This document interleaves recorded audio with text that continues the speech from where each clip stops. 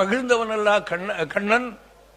எனவே நம்ம தெய்வங்கள் எல்லாம், நம் நாட்டு தெய்வங்கள் எல்லாம் அந்த ஆரியர்கள் வந்த பின்னால் தான் வேதத்தை சொல்லி அவர்களெல்லாம் ஜாதியை சொல்லி நம்மை பிரித்தார்கள். இதை புரிந்து கொண்டோமானால் எதிர்காலம் நமக்கு, இல்லையானால் எதிர்காலம் அவர்களுக்குத்தான் வசதியாக வைத்துக் கொள்வார்கள். 1500 இப்பொழுது கூட நமக்கு இருந்த உரிமைகளே 10% பறிக்கப்பட்டிருக்கிறது. எந்த வகையில் இது நியாயம்? நமக்கெல்லாம் 1000 காலம் அடக்கி வைத்தார்கள்.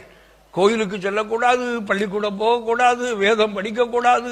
நம்முடைய மக்கள் அடிமையாக பணியேறுவார்கள், இல்லையானால் கிராமப்புறத்திலே கூலி வேலை செய்வார்கள். இப்படியே வாழ வேண்டும் என்று இருந்த நம்மை விதி சமைத்து நாம் எல்லாம் சேர்ந்து வாழ்ந்த காரணத்தினால்தான் நாம் வாழ்ந்திருக்கிறோம், வளர்ந்திருக்கிறோமே மறந்து விடக்கூடாது. நம்ம பிள்ளைகளுக்கெல்லாம் தெரியாது.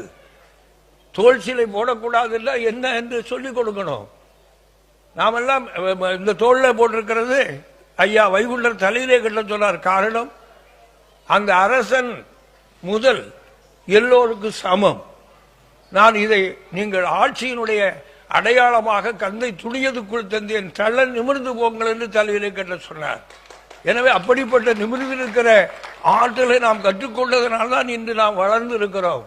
நாம் எல்லாம் இன்று இவ்வளவு பெரிய கோயிலை கட்டுகிறோம். மதம் ஏதாயினாலும் மனிதன் நன்னாயினா மதம் வேண்டும்.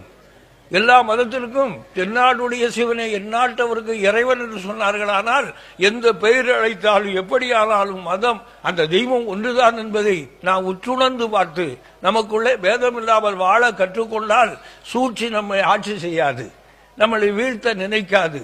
திட்டமிட்டு செய்கிறார்கள். திட்டமிட்டு இந்த நாட்டுக்குள்ளே பல சூது என்று புகுத்தப்பட்டிருக்கிறது. நீங்கள்லாம் எல்லாரும் ஹிந்தி, நாமெல்லாம் இந்தியர்கள், அதிலிருந்து ஐயப்பாடும் இல்லை. மரங்குடிப்பில் யாரும் அந்நியர்கள் அல்ல. அதுபோல மரங்குடிப்பில் வாழுகிற யாரும் தமிழர்கள் அல்லாதவர்கள் அல்ல. தமிழ் நமது தாய்மொழி, தமிழ் எனது தாய்மொழி, இந்தியா எனது தேசம், இதில் எந்த மாற்றமும் இல்லை. ஆனால் இந்தி நமது தாய்மொழி என்று சொல்ல முடியுமா? சொல்ல தேவை உண்டா?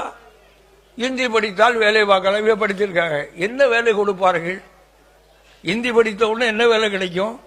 இந்தி படிக்க வேண்டுமானால் பள்ளிக்கூடத்திலே படிக்க வேண்டாம். கன்னியாகுமரியிலே கடலை விற்கிற நம்முடைய தாய்மார்கள் ஹிந்தி பேசுகிறார்கள். எங்கே படித்தார்கள்? இந்த பள்ளிக்கூடத்திலே படித்தார்கள்.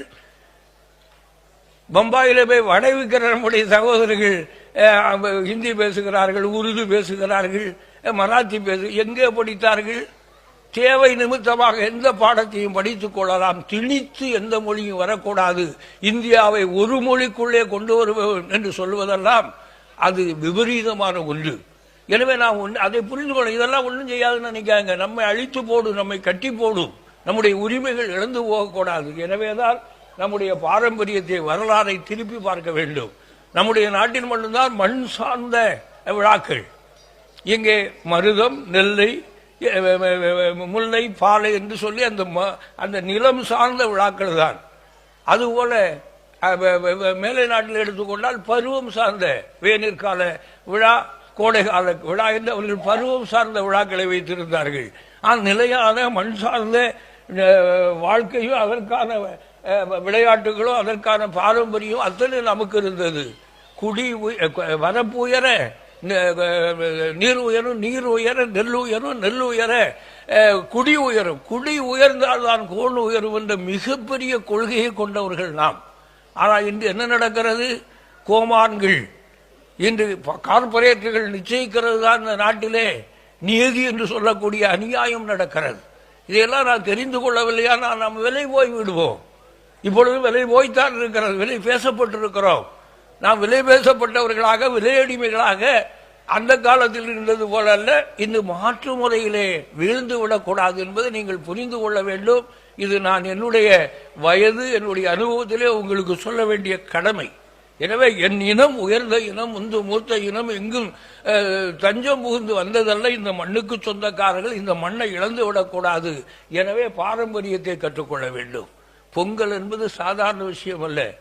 பொங்கி வழிகிறது, சூழ்ந்து நின்று நாமெல்லாம் சந்தோஷம் கொண்டாடுகிறோமானால் மனிதன் தான் பொங்கி சாப்பிடுகிறான். இந்த உலகில் எத்தனையோ ஜீவன்கள் இருக்கிறது, அவைகளெல்லாம் பொங்கி சாப்பிடுவதில்லை. நாம் பொங்குகிறோம் என்றால் சமைக்கிறோம், சமைக்கிறோம் என்றால் பக்குவப்படுத்துகிறோம். அந்த பக்குவம் தான் நமக்கு அறிவை தந்திருக்கிறது, ஆறாம் அறிவை தந்திருக்கிறது. எனவே அந்த அறிவை பெறுகிற ஆற்றலை நாம் சமைப்பதிலே இருந்து ஆரம்பிக்கிறது. அதனை நாம் மறந்து விடக்கூடாது. ஏதோ பொங்கல்னா சும்மா பொங்கக்கூடாது, சேர்ந்து பொங்க வேண்டும். அதுபோல மண் சார்ந்த இந்த நாமெல்லாம் இன்று வெளிநாட்டு மருந்துகள், வெளிநாட்டு விவசாய முறை என்று எடுக்க போய் இந்த மண் மலடாகி கிடக்கிறது. மண்ணுக்கு உயிர் இல்லை.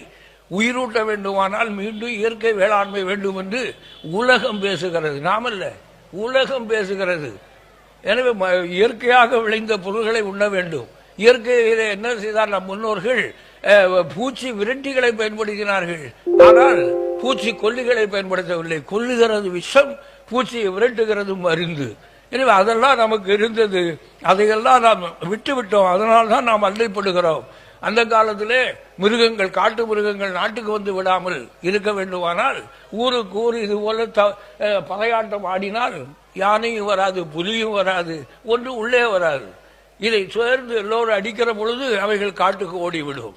பறை அடித்துத்தான் அதையெல்லாம் துரத்தினார்கள். அதுபோல பறவைகள் வந்து நம்முடைய பயிரை அழிக்கிற பொழுதும் பறை அடித்துத்தான் விரட்டியதாக படிக்கிறோம்.